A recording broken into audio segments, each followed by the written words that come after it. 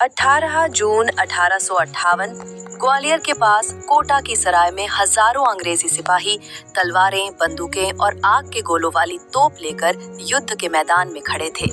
लेकिन फिर भी उनकी आंखों में डर, चेहरे पर शिकन और दिल में खौफ साफ साफ झलक रहा था। खौफ उस महारानी का जिन्हें उन्होंने आज तक नहीं देखा था, लेकिन उनका नाम सुनकर ही ब्रिटिश हुकूमत के तोते उड़ जाते थे। तभी धूल उड़ाते घोड़े पर सवार वो रानी युद्ध के मैदान में उतरती है।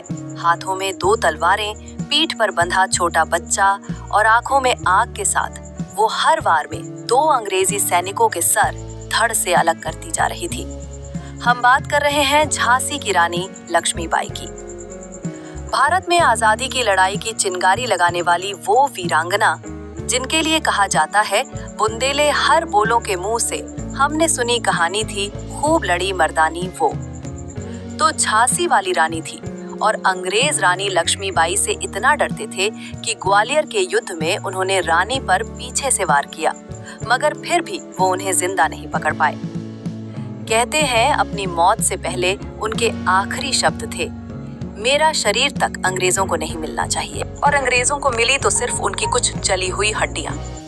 लेकिन कैसे दिखती थी झांसी की रानी लक्ष्मीबाई? उन्हें ब्रिटिश हुकूमत के खिलाफ युद्ध क्यों छेड़ना पड़ा और कैसे हुई थी उनकी मौत, जानेंगे इस वीडियो में। लेकिन उसके पहले भारत के महान क्रांतिकारियों के सम्मान में वीडियो को लाइक करके कमेंट बॉक्स में जय हिंद जरूर लिखिए। 19 नवंबर 1828 वाराणसी की पवित्र नगरी में एक कन्या का जन्म हुआ। नाम रखा गया मणिकर्णिका और घर में प्यार से सब उसे मन्नू कहकर पुकारते थे। पिता मोरोपंत पेशवा बाजीराव द्वितीय के दरबार में कार्यरत थे। 4 साल की उम्र में मनु के सिर से मां का साया उठ गया और पिता उसे बिठूर ले आए। यहाँ बचपन में ही उसने घुड़सवारी, तीरंदाजी और तलवारबाजी जैसी कलाएं सीख ली और अपने भाई नाना साहब और तात्या तोपे के साथ खेलते हुए मनु ने हथियारों से दोस्ती कर ली थी। कहते हैं जब मनु छोटी थी तभी एक ज्योतिषी ने भविष्यवाणी कर दी थी, ये बच्ची एक दिन महारानी बनेगी, और ये भविष्यवाणी सच हुई। साल 1842 में जब सिर्फ 14 साल की उम्र में मनु का विवाह झांसी के महाराजा गंगाधर राव से हुआ। अब उसका नाम रखा गया रानी लक्ष्मीबाई और मनु बनी झांसी की महारानी। शादी के कुछ समय बाद गंगाधर राव और लक्ष्मीबाई को एक बेटा हुआ जिसका नाम रखा गया दामोदर राव। इसी के साथ झांसी को अपना वारिस मिल गया। लेकिन किस्मत को कुछ और ही मंजूर था, क्योंकि जन्म के महज 4 महीने बाद ही इस बच्चे का निधन हो गया। गहरे सदमे में गंगाधर राव बीमार रहने लगे और उधर अंग्रेजी हुकूमत झांसी छीनने के लिए मौके की तलाश में थी।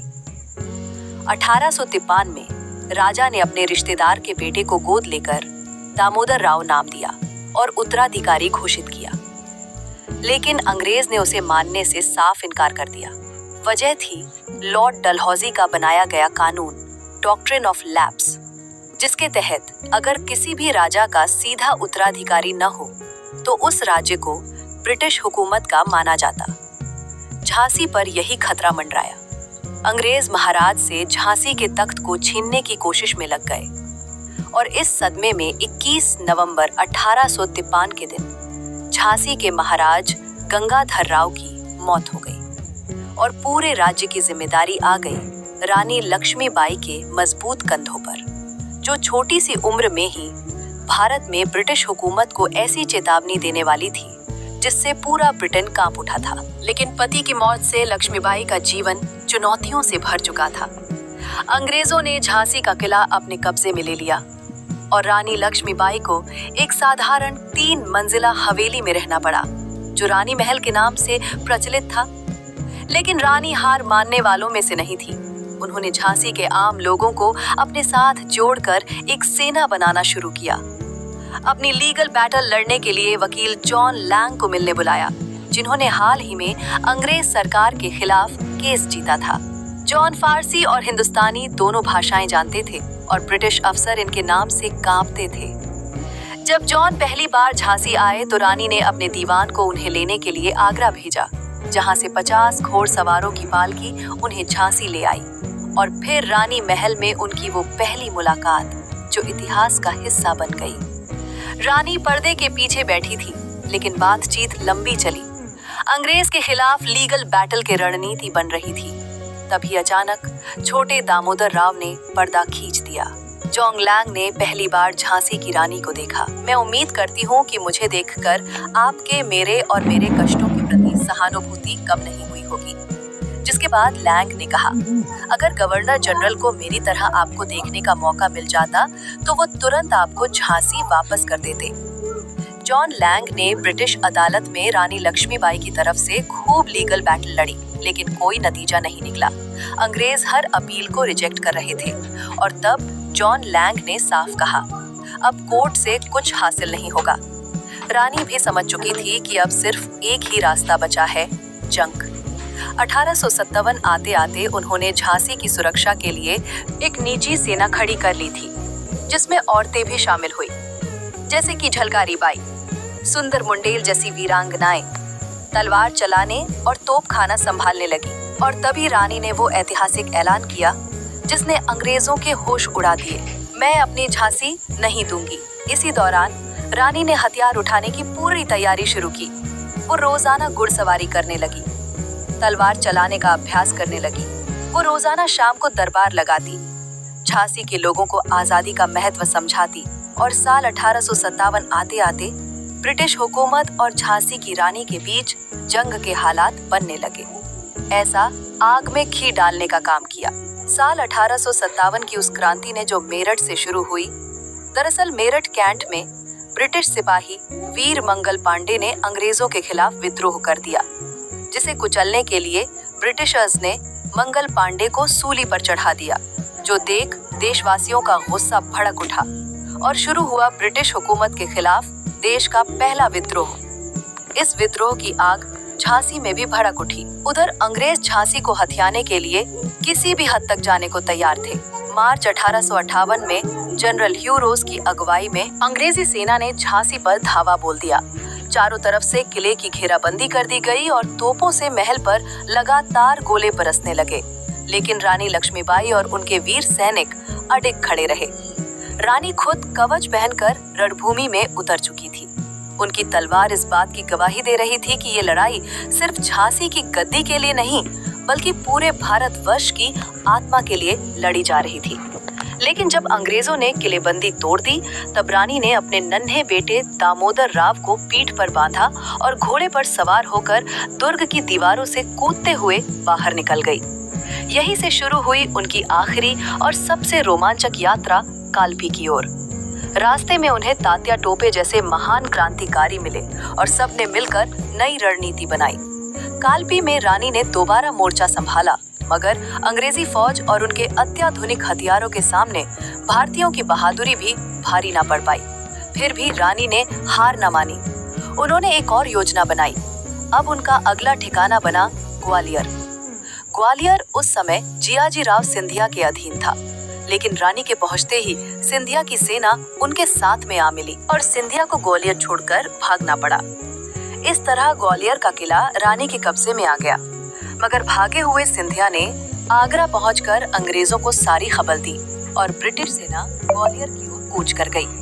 18 जून 1858 को ग्वालियर के पास कोटा की सराय में वो ऐतिहासिक युद्ध हुआ जिसे भारत की आजादी की पहली मजबूत नींव कहा जाता है। उस रणभूमि में रानी लक्ष्मीबाई अपने बेटे को पीठ में बांधे घोड़े पर सवार थी। दोनों हाथों में तलवारें थामे वो जिस ओर बढ़ती अंग्रेजी सैनिकों के सर धड़ से अलग होकर जमीन पर गिरते जाते। इस बीच ब्रिटिश सेना की कमान संभाल रहे कैप्टन रैड्रिक ब्रिक्स ने तय किया कि वो खुद रानी का सामना करेंगे, लेकिन हर बार जब वो आगे बढ़ते, रानी के घुड़सवार उन पर टूट पड़ते, उनका ध्यान भंग कर देते। कई सैनिकों को घायल करने के बाद रैड्रिक ने अपने घोड़े को एड़ लगाई और सीधे रानी की ओर बढ़ चले। तभी अचानक युद्ध भूमि में ब्रिटिशर्स की तरफ से जनरल रोज की ऊंट की टुकड़ी उतार दी गई, जिसे अब तक रिजर्व रखा गया था। रानी की सेना ब्रिटिश सैनिकों पर भारी पड़ रही थी, लेकिन ऊंटों पर सवार बंदूकों से लैस फौजियों ने अचानक मैदान में उतरने से हालात बदल दिए थे। अंग्रेजी खेमे में नई जान आ गई। रानी ने तुरंत इस खतरे को भांप लिया। उनके सैनिक मैदान से भागे नहीं, लेकिन ऊंट की ऊंचाई से बरसती गोलियों के सामने धीरे धीरे उनकी संख्या कम होने लगी। तलवारें उन तक पहुंच नहीं पा रही थी और ब्रिटिश गोलियां लगातार भारतीयों को लहूलुहान करती जा रही थी। तभी अचानक रानी लक्ष्मीबाई की तेज आवाज गूंजी, मेरे पीछे आओ। और देखते ही देखते 15 घुड़सवार उनके पीछे दौड़ पड़े। वो इतनी तेजी से आगे बढ़ी कि अंग्रेजी फौज कुछ पल के लिए समझ ही नहीं पाई कि क्या हुआ। तभी पीछे से कैप्टन रॉड्रिक चिल्लाया, that's the queen of Jhansi, capture. दरअसल रानी जानती थी इस लड़ाई को जीतने के लिए उनका जिंदा रहना जरूरी है, इसलिए वो 2 कदम पीछे हटी ताकि एक बड़ा वार कर सके। पिछले युद्धों ने अंग्रेजों को पहले ही कमजोर कर दिया था और यही मौका था उन्हें अंतिम चोट देने का। लेकिन किस्मत जैसे उनका इम्तिहान ले रही थी। कोटा की सराय पहुंचते ही अंग्रेज घुड़सवार फिर उनके पीछे आ गए और दोनों के बीच जंग छिड़ गई। एक ओर रानी के थके हुए सैनिक और दूसरी ओर अंग्रेजों की भारी संख्या। हर भारतीय योद्धा 2-2 अंग्रेजों से भिड़ रहा था। तभी रानी ने अचानक अपने सीने में तेज दर्द महसूस किया। अंग्रेजों ने उनके ऊपर पीछे से हमला किया था। एक संगीन उनके आर पार हो चुकी थी, खून बह रहा था, पर हिम्मत अब भी बाकी थी। वो तलवार घुमाते हुए दुश्मनों का घेरा तोड़ने लगी। रानी लक्ष्मीबाई आगे बढ़ी। सामने एक पानी का झरना आया। उन्हें यकीन था कि अगर उनका घोड़ा बस एक छलांग में झरने को पार कर गया तो उन्हें कोई नहीं पकड़ पाएगा। उन्होंने ऐड लगाई, लेकिन घोड़ा रुक गया इतनी तेजी से कि रानी उसके गर्दन पर लटकती हुई दिखी। उन्होंने दोबारा ऐड लगाई, लेकिन इस बार घोड़े ने जैसे आगे बढ़ने से इनकार किया। तभी रानी ने महसूस किया कि उनकी कमर के बाईं ओर किसी ने बेहद तेजी से वार किया है। तभी एक गोली उनकी कमर में लगी। तलवार हाथ से छूट चुकी थी, खून लगातार बह रहा था। फिर भी रानी ने आखिरी ताकत जुटाई और वार किया, पर इस बार अंग्रेज की तलवार उनके सिर पर आ पड़ी। उनकी आंखों के सामने अंधेरा छा गया। जख्मी रानी घोड़े से नीचे गिरी। एक वफादार सैनिक ने उन्हें कंधे पर उठाकर पास के मंदिर पहुंचाया। पुजारी ने कांपते हाथों से उनके होठों पर गंगा जल रखा। बाहर गोलियों की गड़गड़ाहट गूंज रही थी, अंदर उनकी सांसें टूट रही थी। उन्होंने आखिरी बार अपने बेटे दामोदर को पुकारते हुए कहा, इसे बचा लो, इसे छावनी तक ले जाओ। और फिर धीमी आवाज में कहा, अंग्रेजों को मेरा शरीर कभी नहीं मिलना चाहिए।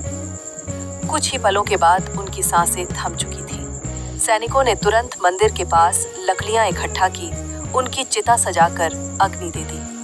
अंग्रेज जब मंदिर में घुसे तो बस राख और हड्डियों के टुकड़े बाकी थे। इस तरह झांसी की रानी लक्ष्मीबाई इतिहास में अमर हो गई।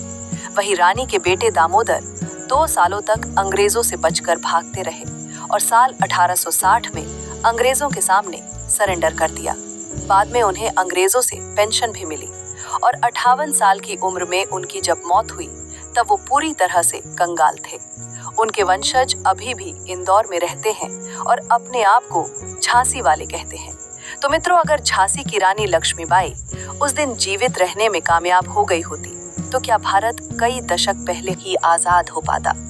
और भारत के इतिहास में रानी लक्ष्मीबाई जैसी दूसरी ताकतवर महिलाएं कौन सी थी? कमेंट्स में बताइए। ये वीडियो पसंद आया हो तो इसे लाइक और शेयर करके आजादी के लिए लड़ने वाली पहली महिला क्रांतिकारी महारानी लक्ष्मीबाई की कहानी हर देशवासी तक पहुंचाइए।